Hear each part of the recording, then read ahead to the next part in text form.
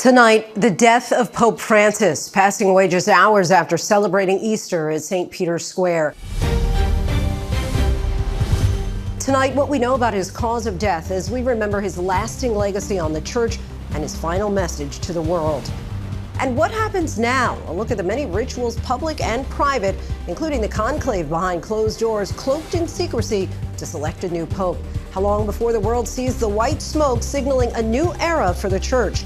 James Longman and our team are standing by. Here in the U.S., the Delta engine that caught fire just after pushing back from the gate. Nearly 300 passengers forced to use emergency slides to evacuate. Stock market tailspin after another attack from President Trump on Federal Reserve Chairman Jerome Powell. The president calling him a major loser and demanding he lower interest rates now. The new firestorm building around Defense Secretary Pete Hegseth after a second signal chat discussing details of airstrikes on Yemen. The 129th running of the Boston Marathon, more than 30,000 runners braving Heartbreak Hill. And as we remember Pope Francis tonight, a picture, of course, can say 1,000 words, but in this case, perhaps even more. The rabbi seen hugging the Pope here talks about his friend and his lifelong mission to make the world a better, more inclusive place.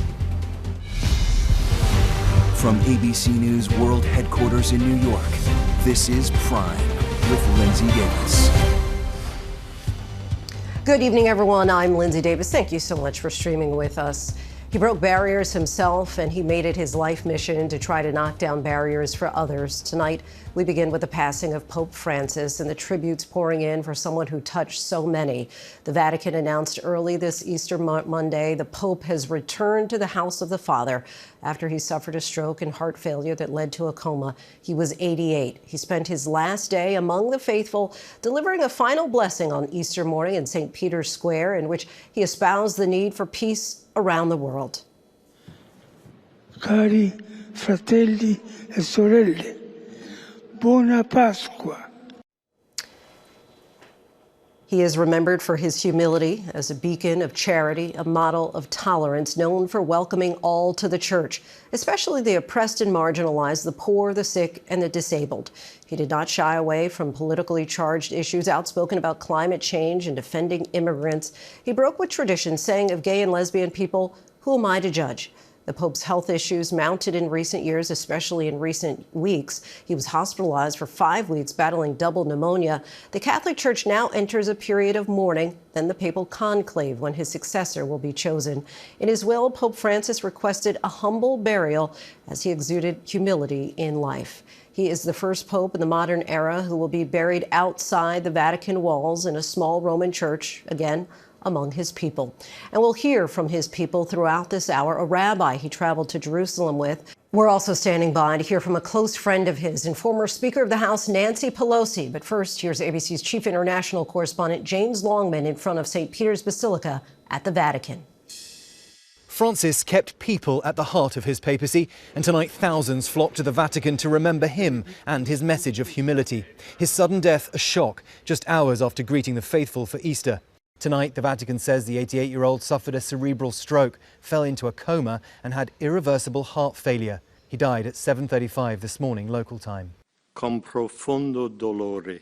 The Vatican with this announcement, saying Francis dedicated his entire life to his church, teaching universal love, especially toward the poorest and most marginalized. The first Latin American pope dying at the holiest time of the year for Catholics. Fairly subdued atmosphere here on the square. I mean, yesterday there were thousands of people here, all cheering on Pope Francis. Look, people knew he was sick, but I think they hoped that he was getting better, and now he's gone. I think it's just shock. This was the extraordinary scene on Easter Sunday in St. Peter's Square. Francis greeting thousands from the Pope-mobile, appearing frail but waving, blessing children in the crowd. That appearance came shortly after the traditional Easter Sunday Mass, where crowds heard what would be the Pope's final message and received his last blessing. Cari fratelli e sorelle, buona Pasqua.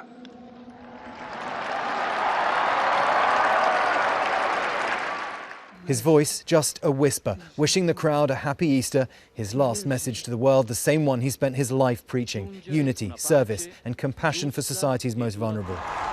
Pope Francis spent weeks in the hospital battling pneumonia in both lungs, suffering 2 emergencies that nearly killed him. But seeming to recover, he even made some appearances. Hello. So good to see you. Seen here with Vice President Vance on Easter Sunday, one of his last meetings with a world leader. I know you've not been feeling great, but it's good to see you in better health. Today, the Vice President reflected on that meeting, writing, "I was happy to see him yesterday, though he was obviously very ill. May God rest his soul." President Trump at the White House today. He's a very good man who loved the world, and he especially loved people that were having a hard time, and that's good with me. Former President Obama and First Lady Michelle, who met with the Pope at the White House in 2015, issued a joint statement saying Pope Francis was the rare leader who made us want to be better people. Tonight, cardinals are travelling to the Vatican from around the world, sealing off the official papal apartment, part of a centuries-old tradition, preparing for the Pope's funeral. And tonight, we've learned Pope Francis' final wishes, the Vatican releasing his will late today, saying he wanted to be buried at St. Mary Major Basilica.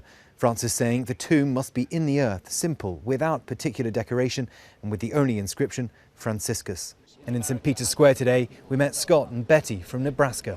There was a lot of admiration for him. Respect. You know, I think he was one of the more progressive popes that we've had, and open to everybody and new thoughts and new ideas, and not afraid to speak to power. And so, yeah. Very positive influence. Yeah. An influence felt well beyond the church. Francis dies truly a global symbol of humility and kindness. In a world of deep division, he asked instead, "Who am I to judge?"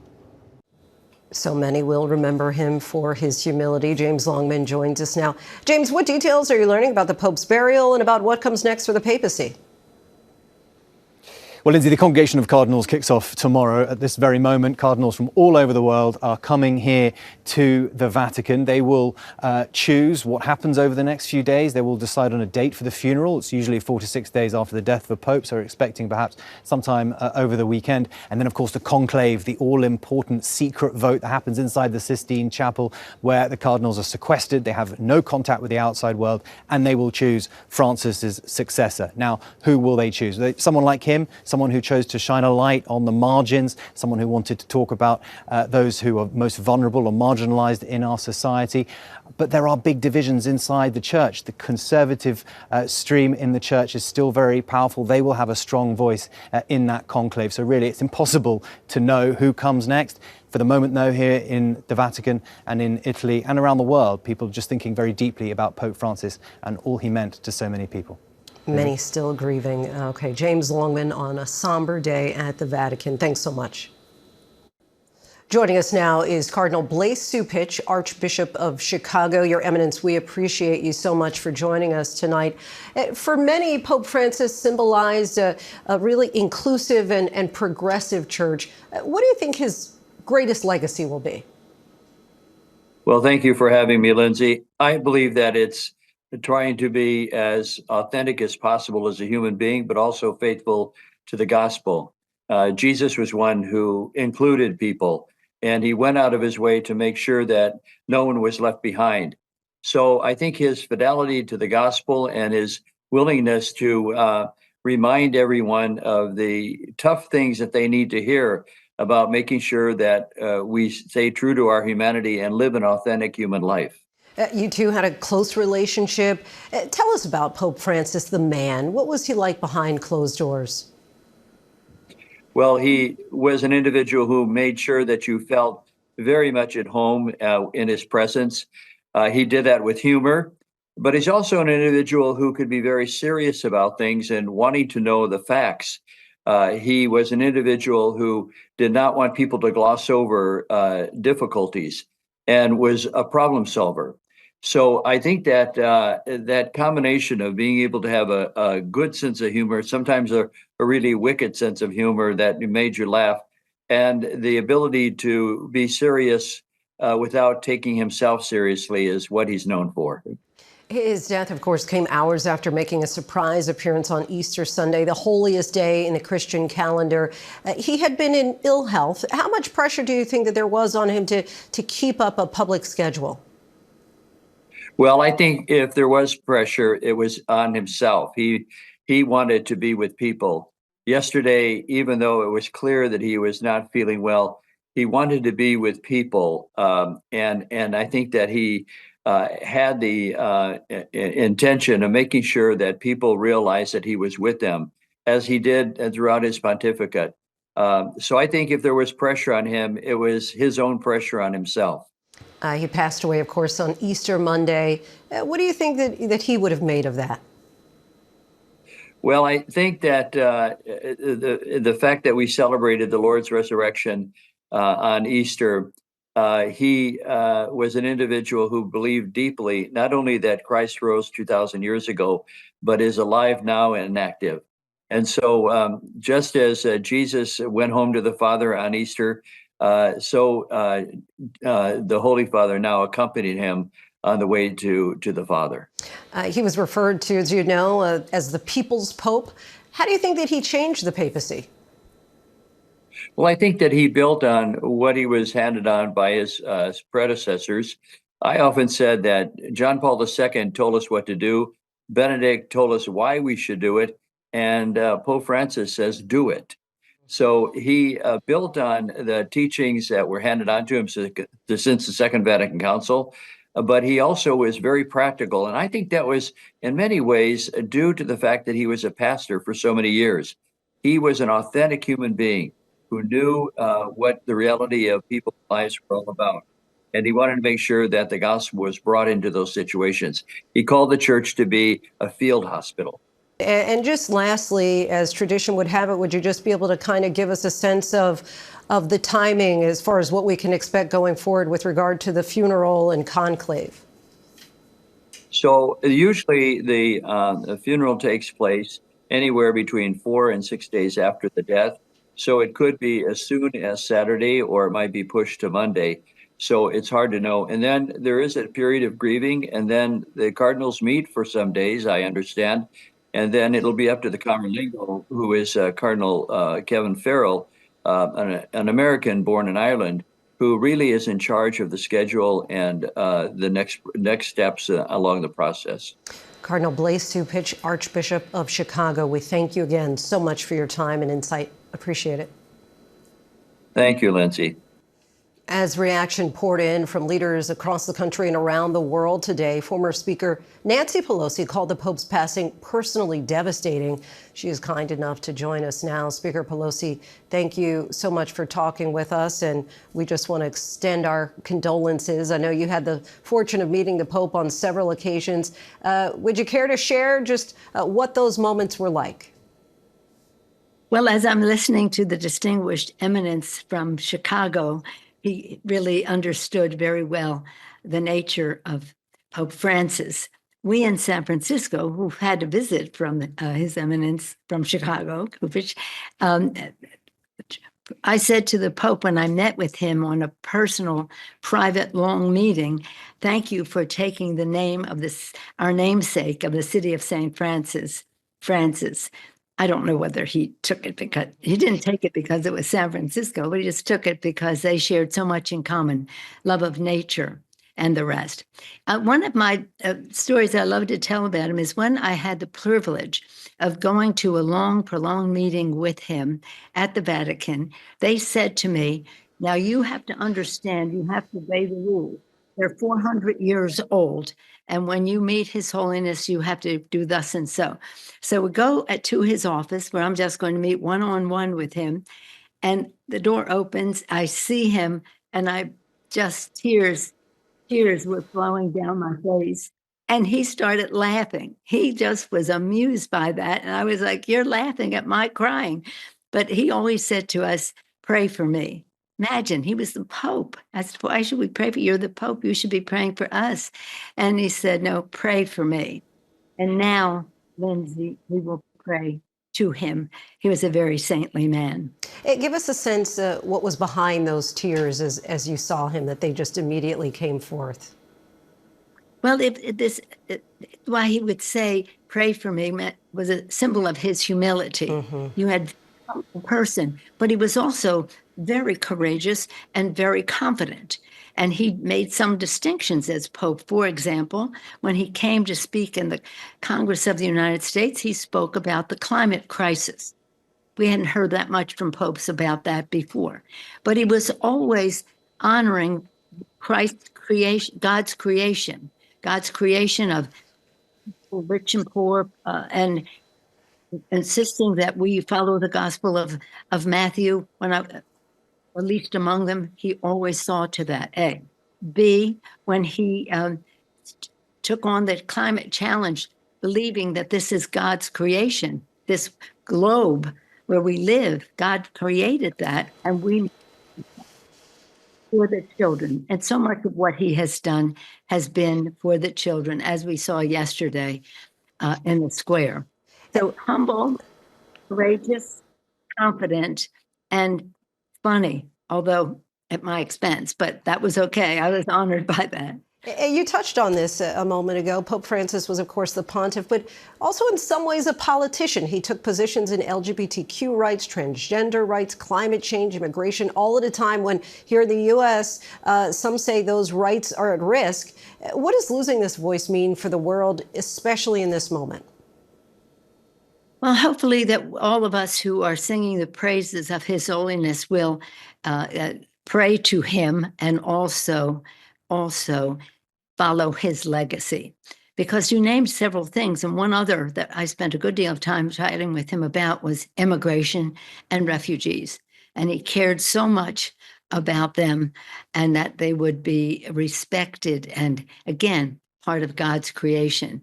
So it is, this is a remarkable man coming as a surprise to us from Argentina when he was named.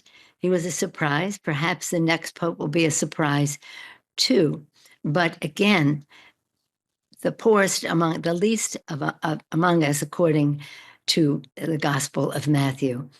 He was there for them. So when you name the LGBTQ, who am I to judge? When you name the poor among us, and he was about economic justice. He was about environmental justice. He was about justice across the board. So let us follow his lead in that regard, because it was following the lead of the gospel of Christ. And lastly, Speaker, you received communion from the Pope at a time when your Archbishop in San Francisco said he would no longer allow you to receive the sacrament because of your support for abortion rights. What did it mean to you that the Pope was willing to overstep that ban? Well, actually, the fact is that the Pope doesn't overstep anybody's ban. He is the Pope. He is the ban. He is the standard. So it was an interesting time. I had my whole family. We were in Rome for the feast of St. Peter and Paul, and that's a big deal in Rome. It's like a civic holiday in Rome, in addition to being a religious holiday. So when we went there, we had the whole family in the front row next to the pews where the Pope was in the front row. But before His Holiness came in, they asked me and my husband, Paul, to go out into this waiting area. We went there, and all of a sudden, His Holiness came in a wheelchair, but he stood up and walked over to where we were.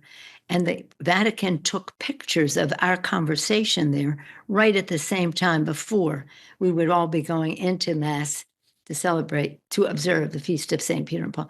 So it was something that they sent out, and it was a great communication that was well known in my city of San Francisco.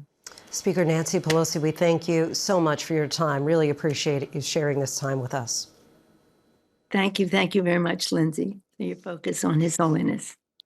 As we've seen during our special coverage of Pope Francis's passing, he will be remembered as someone who defied traditions, was committed to peace, and always stood up to defend the most vulnerable. Pope Francis was also the first Latin American pope in history and the first Jesuit to lead the Catholic Church before becoming Pope. Jorge, as people knew him in his native Argentina, was a prominent leader of the church in South America, remembered for his charisma, modesty, and humanity. Tonight, a mass is being held in Buenos Aires, where Francis discovered his vocation.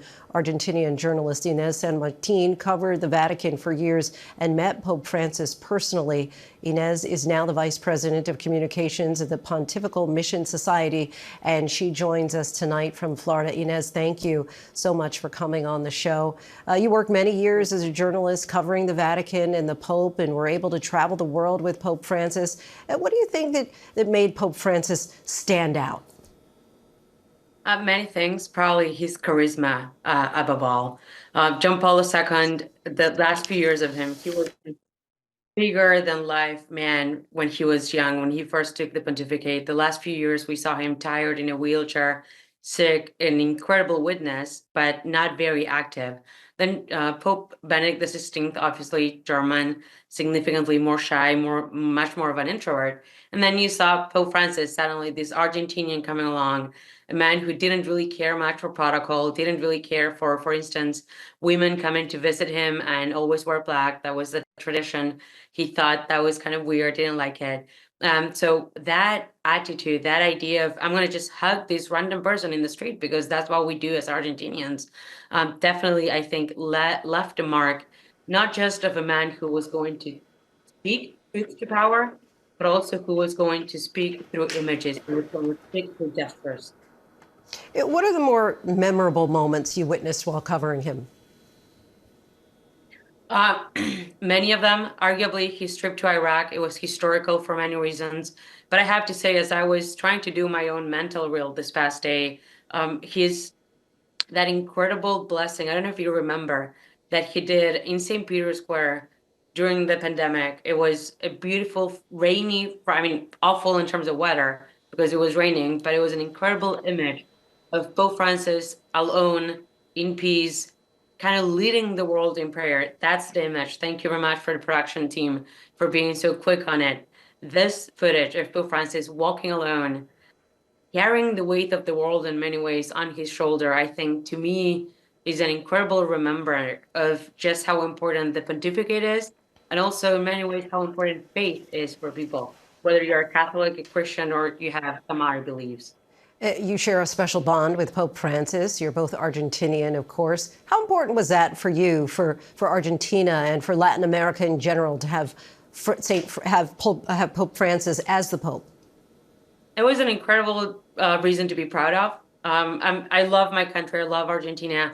We don't necessarily always make the news for the right reasons. And Pope Francis, in many ways, was that positive image. I do think that for decades, if not even a century to come, Pope Francis will be remembered as the most important religious but also geopolitical figure that Argentina has produced, without a doubt, in the 21st century. Inez San Martin, we thank you so much for your time and joining us tonight. No, thank you. Much more coverage on Pope Francis later in the show. And tomorrow night, be sure to watch Francis the People's Pope, 10 p.m. Eastern tomorrow night, and then streaming on Hulu and Disney+. Wall Street took another tumble today, leading to new losses in stocks and also your 401k. The Dow closed at 38,170, falling nearly 1,000 points. Investors not just reacting to President Trump's trade war, but also his criticism of Federal Reserve Chief Powell. ABC's chief White House correspondent Mary Bruce has the latest. Tonight, the Dow plunging nearly 1,000 points as President Trump ramps up his pressure campaign against the chairman of the Federal Reserve, attacking Jerome Powell as a major loser, saying the economy will slow down unless Powell lowers interest rates now. Investors worry Trump will try to force out the Fed chief he appointed himself, but who is supposed to be independent. They're already reeling from the uncertainty caused by Trump's trade wars. There's a little transition, and that's going to happen, but ultimately we're going to be the strongest that we've ever been as a nation. The president insists his tariffs will force countries to negotiate better trade deals, but nothing yet. Our thanks to Mary. To talk more about the economy tonight, United States Secretary of Agriculture Brooke Rollins joins us now. Thank you so much for coming on the show. A major concern, as you know, for many Americans is the price of groceries, especially eggs. As we have seen, egg prices recently hit record highs. You said today that your 5-point plan to lower egg prices is working. How does that plan work, and do you see it making a difference in what people are paying ultimately? Well, first of all, thank you for having me on. Yes, about 5 weeks ago, maybe 6 weeks ago, we released our 5-point plan. Eggs under the last administration, President Biden, had increased 237%. And there were a lot of reasons for that. The avian bird flu was a massive driver in those numbers. But that plan included biosecurity measures. It included repopulation of our egg-laying hens. It included deregulation, the importation for the short term of eggs, and then finally a long-term therapeutic vaccine effort. And I tell you, I've got, in honor of the Egg Super Bowl here at the White House today, I've got the plan or the chart that shows the day we release the plan, and you can begin to see the cost of eggs going down over the last, again, 5 to 6 weeks. From the day we released the plan in early February, the price of eggs, of wholesale eggs, is down 56%.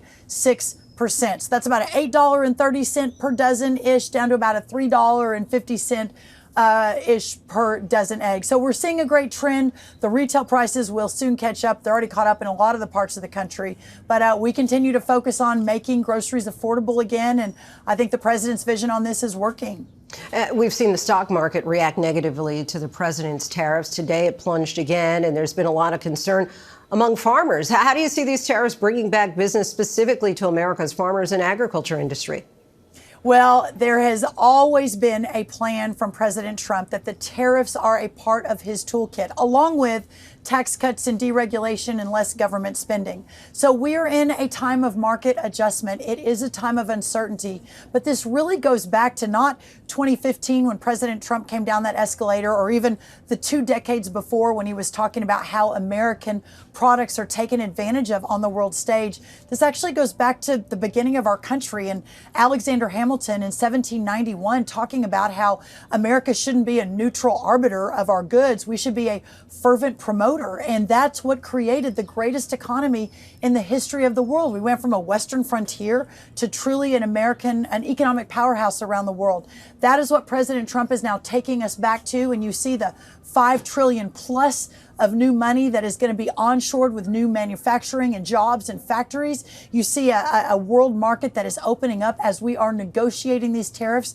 And I think very, very soon you will begin to see the deals that are coming through that the president is working on every minute of every day on behalf of all Americans, but also and especially perhaps for our farmers and our ranchers. Last year, American farmers sold nearly $13 billion worth of soybeans to China. That's more than any other single product. And many of those farmers are worried tonight. They fear that China will simply seek business in a country where soybeans are cheaper. What's your message to those farmers? Well, it's funny. I actually talked to several of our top soybean farmers today at the White House while we did the egg roll, because, of course, that's what chickens eat. So that's part of the whole effort here in educating Americans and especially celebrating Easter here at the White House. But listen, no one has been hurt more than our row croppers, than our soybean farmers, our wheat farmers especially. But this time they are major exporters to China. But what this president is focused on is ensuring that our products are treated fairly. And quickly before we let you go, you attended one of the most storied White House traditions. You mentioned it a moment ago, the White House Easter egg roll, which has been around for nearly 150 years. This year, of course, it was a bit more somber with the passing of the Pope. Can you just give us a quick idea of the mood there? Well, it was a great day at the White House. I think we had almost 5,000 kids and families in. Obviously, to your point, I mean, the passage of the Pope certainly does provide a little bit more of a somber mood. But at the end of the day, we were celebrating Easter. We were celebrating the great Christian holiday. We were celebrating young children. We were celebrating real eggs and egg farmers. There's a lot to celebrate as inflation has begun to come down. Jobs have started to go up. We're reshoring manufacturing. We're securing the border, and we're making eggs affordable again. Okay. United States Secretary of Agriculture Brooke Rollins, we thank you so much there from the White House. Thank you so much. Great to be with you, Lindsay. Thank you. Next tonight, President Trump is standing by Defense Secretary Pete Hegseth after a second possible security breach. Secretary Hegseth is under fire for sharing details of a U.S. attack on Yemen in another group signal chat that included members of his family. Here's ABC's Chief Global Affairs correspondent, Martha Raddatz. Tonight, Defense Secretary Pete Hegseth dismissing new reports that he shared highly sensitive U.S. military attack plans with his wife and others in a group chat he created on the commercial app Signal.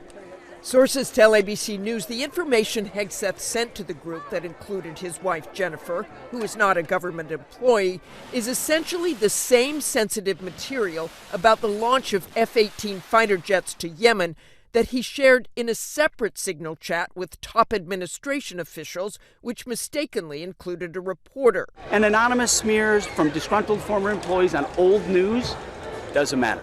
This comes after a week of chaos in the Pentagon, where some of Hegseth's own top aides were escorted out of the building after a leak investigation.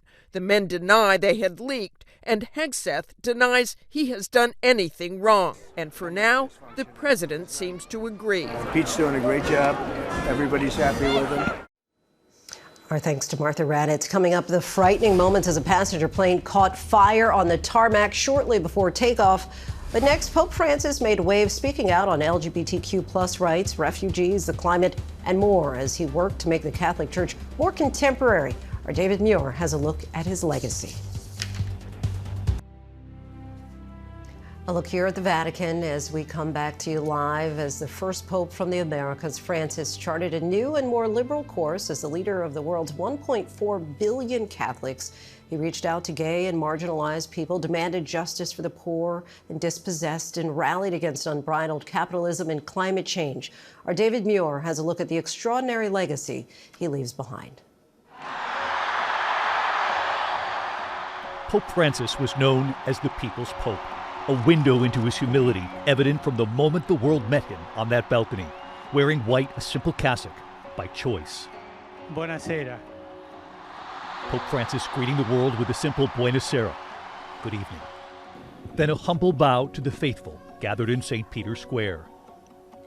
And with a limousine waiting, he instead chose to ride in a van with some of the very cardinals who had just named him Pope. He returned to the hotel to pay the bill himself. He would sometimes ride in a Ford Focus, telling priests and nuns to drive humble cars.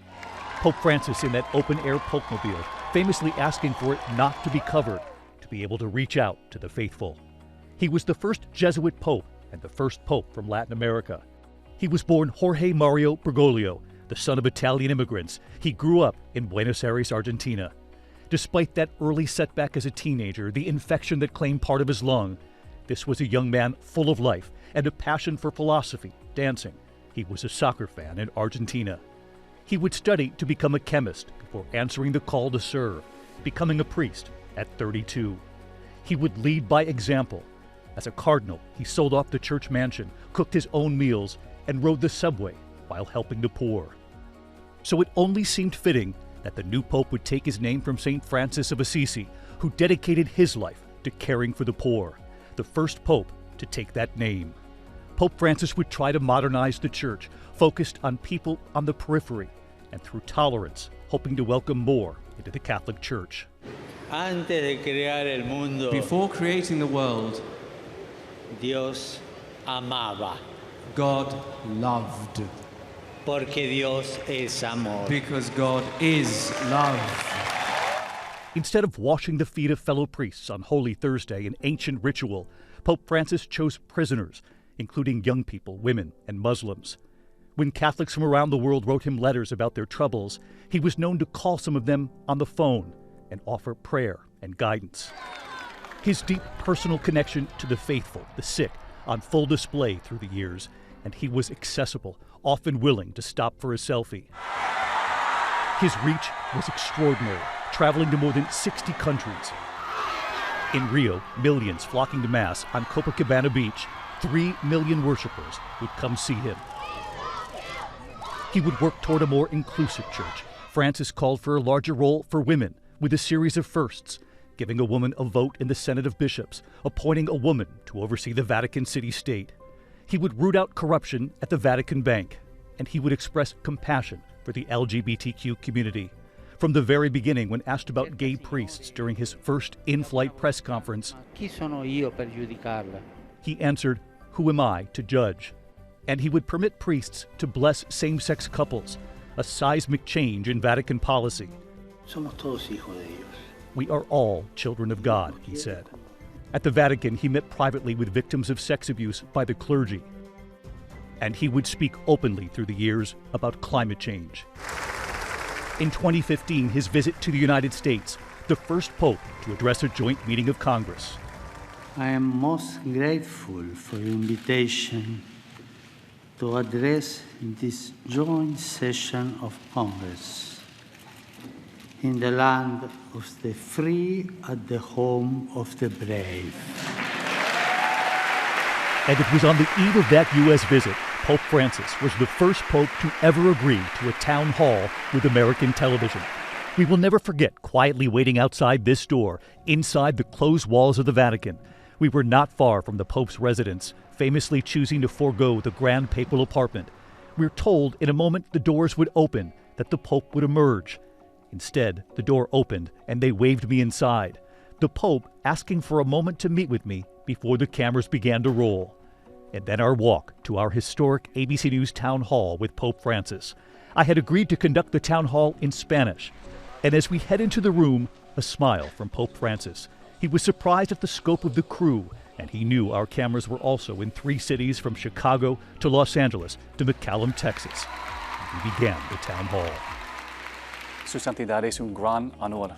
Families and young people gathered at locations across the country, Pope Francis taking their questions, and they shared their pain, their struggles.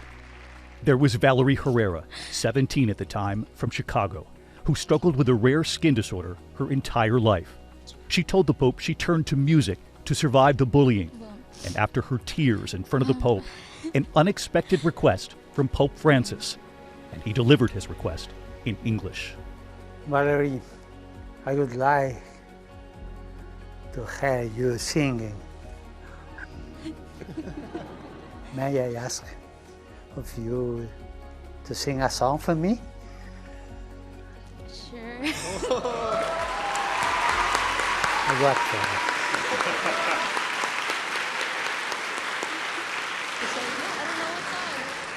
Go on. Okay. Be courageous. This song is in Spanish, so. Quiero que me eduques, que me enseñes a rezar. Hazme transparente, lléname de paz.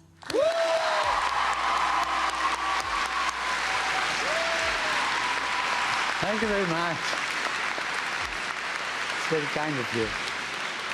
After that moment, I turned to Pope Francis, saying a song for the Pope in front of the world, that's difficult. Una canción para el Papa es difícil. And tonight, right here, Valerie, who is now 26 and a nurse outside Chicago, telling us what that moment with the Pope did for her. When he's asked me to sing for him, his very warming and welcoming smile, whenever I think about Pope Francis, it's the face that I have in my head. That is the face that I will always remember. And I remember in that final moment with the Pope, asking him if he had a message for Americans back home watching. Do you have a message for America before your visit, a parting message? Que rezo por ustedes. The Pope saying, I'm praying for all of you, the people of the United States, and I ask you to pray for me. They certainly did, and our thanks to David Muir for that. When we return, we continue to reflect on Pope Francis's legacy and the impact he had on people around the world by the numbers. And later, we're checking in at the Boston Marathon, where the women smashed the course record and a family dynasty was established on the men's side.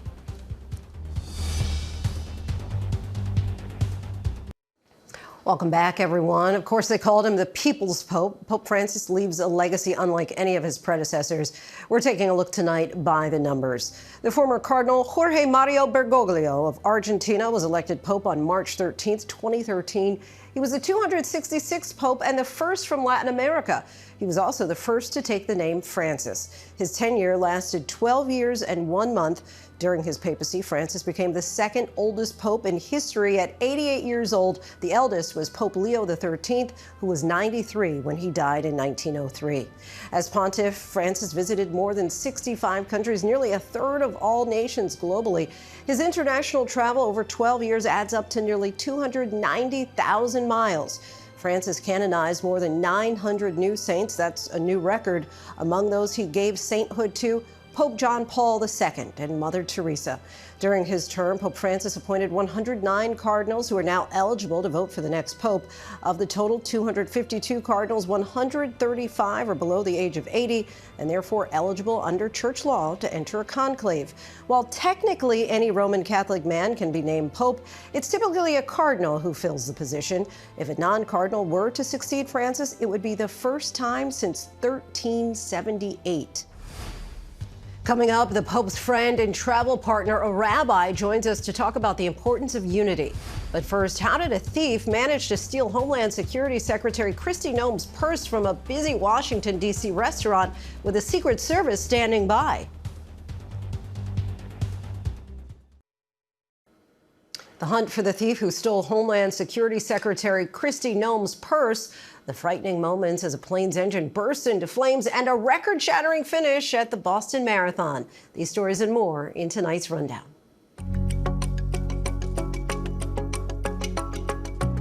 A bag belonging to Department of Homeland Security Secretary Kristi Noem was stolen at a Washington restaurant. Noem had $3,000 cash in the bag, as well as her passport, DHS access card, and apartment key, among other items. A DHS official said the bag was taken when a man in a medical mask walked by her table and snatched it.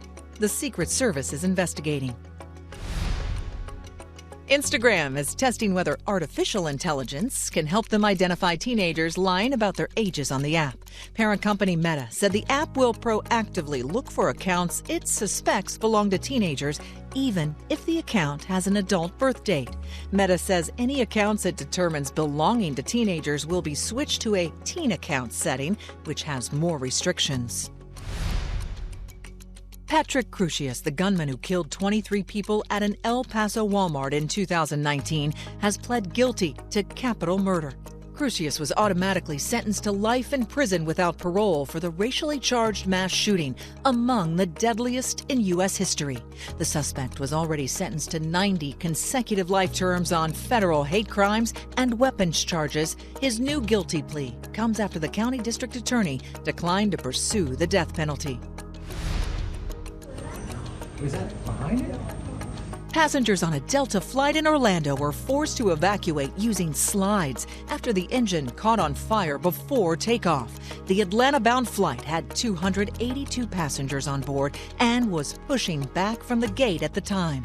Delta said there were no reports of injuries. The FAA said it will investigate. Classes resumed at Florida State University today, 4 days after the deadly on-campus shooting where 2 people were killed and 6 others injured. This is the last week of the term. Florida State's President Richard McCullough said in a letter over the weekend that all mandatory attendance policies would be waived and students could request an incomplete grade if they don't feel they can complete a course right now. A new Boston Marathon champ for 2025. Sharon Lokedi made history crossing the Boston Marathon finish line. Lokedi defeated 2-time defending champion and Kenyan teammate Helen Obiri and shattered the previous course record by more than 2.5 minutes. Fellow Kenyan John Korir won in the men's division, making him and his brother Wesley the first pair of brothers to win the marathon. Marcel Hoog and Susanna Scaroni crossed first in the men's and women's wheelchair divisions, respectively. The race was preceded by a special ceremony to mark the 250th anniversary of the Revolutionary War. Pope Francis, considered a progressive and a reformist, will also be remembered for being a fervent advocate of interfaith relations. During his papacy, he met with leaders of virtually every world religion and constantly fostered understanding between people of different faiths. An example of this was his trip to Jerusalem. Pope Francis visited the Holy Land in 2014. We see him here praying by the Western Wall. On that trip, he took 2 friends with him, Rabbi Abraham Skorka and Sheikh Omar Aboud, both from Buenos Aires. The 3 of them seen in this iconic photo sharing a hug. Rabbi Abraham Skorka joins us now tonight. Rabbi, thank you so much for coming on the show. I want to start by just offering you my condolences. I know that you and Pope Francis were close friends for decades. You met with Pope Francis when he was in Argentina and still being called by his name, Jorge. Tell us, how did that friendship come about? Our First meetings were in the Cathedral of Buenos Aires, when he served there as Archbishop of the city. He saw my articles published in the newspaper La Nación in Argentina. And in these articles, I wrote about the importance of deepening the Jewish-Catholic dialogue. So he was the one who opened the door of our friendship and of our dialogical place that we built through all these years since the second half of the 90s till this very day. South American soccer is very popular there, is part of our culture. So he began joking with me about soccer, and so all the protocol of all the distance between us disappeared, and from one moment to the other, we became very close, each to the other. In an unprecedented move, the Pope asked you and Imam Omar Aboud to travel to Jerusalem with him, a trip immortalized in that photo we saw of the three of you embracing each other. Give us a sense of why that message is so important for the world to see faith leaders like this all together. Look, having as a present scenario the Hamas-Israeli war, this photo is a message and will continue being a message, an iconic message of his papacy. This represents his papacy. He was a seeker for peace. Some months in the middle of the war, I wrote to him. People are writing to me, telling me what was the importance of all what we did. And his answer was, will come a day when all the dust of the battle will disappear, in which what we did will have the power to help bringing the peace for the Middle East, peace between Israel and the Gaza. Rabbi Abraham Skorka, we thank you so much for your time, and again, so sorry for your loss. That is our show for this hour. I'm Linsey Davis. We leave you with a final look at St. Peter's Basilica. Much more coverage of Pope Francis, his life and legacy throughout the night here on ABC News Live. Thank you so much for streaming with us, and good night.